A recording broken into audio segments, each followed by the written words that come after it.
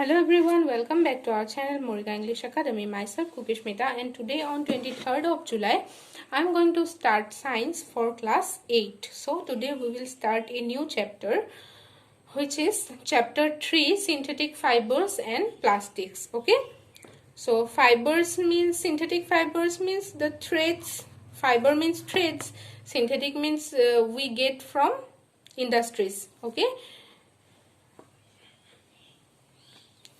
so we use various materials in our daily life that make our life easy and comfortable.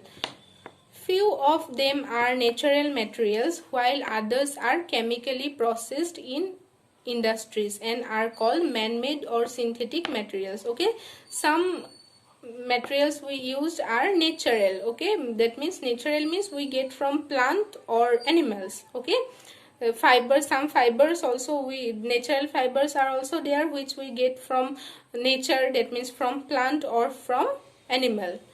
But in this chapter we will read about synthetic fibers and plastics. Plastics also made by using chemicals in industries. Okay, we use plastics in our day-to-day life.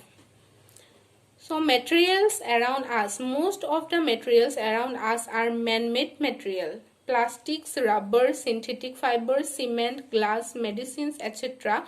are some examples. We need raw materials like crude, petroleum oil, coal, natural gas, air, water, etc. to prepare man-made natural materials by various chemical processes that introduce desired properties useful for us. Synthetic plastic was first developed in 19th century and is a material which now forms an integral part of the modern day society. Cellulose nitrate was the first synthetic plastic. Okay, remember the name cellulose nitrate. See, polymers. Many man-made materials are polymers. The simplest definition of a polymer is something made up of many units. Okay, something made up of many units. Poly means more than two. Okay, more than one or more than two. The word polymer comes from two Greek words. Poly meaning many and mer meaning part or unit. A polymer is a large molecule composed of repeating structural units typically linked to each other. You can think of a polymer as a chain. Each link of the chain is a monomer. Mono means one, or basic unit that is made up of carbon, hydrogen, oxygen or silicon. To make the chain, many monomers are linked together to form polymer. Okay. Natural polymers include things such as tar, shellac, tortoise shell, horns and tree saps that produce amber and latex. These polymers were processed with heat and pressure to make useful articles. Natural polymers were chemically modified in the 19th century to produce many materials. The most famous of these were vulcanized.